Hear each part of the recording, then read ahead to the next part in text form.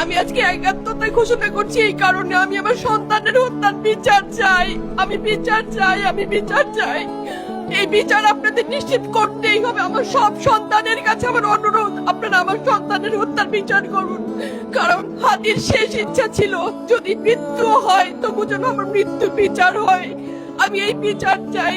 ইনসাফের বাংলাদেশ চাইলে যদি মৃত্যুবরণ করতে হয়, আর কত রক্ত দেবে আমাদের সন্তানেরা? আর সহ্য করার ক্ষমতা আমাদের নাই। আমাদের সন্তানদের বাঁচতে দিন।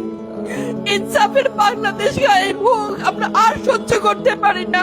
প্রশাসনের কাছে, সবার কাছে একটাই মাত্র অনুরোধ, আমাদের বাচ্চাদের বাঁচতে দিন, আমাদের ইনসাফের বাংলাদেশ দিন।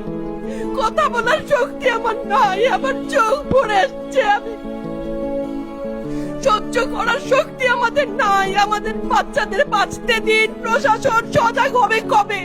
আর কত মৃত্যু আমার বাচ্চাদের দেখতে হবে?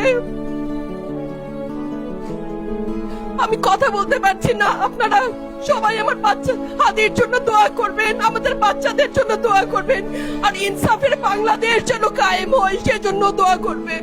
আসসালামু আলাইকুম।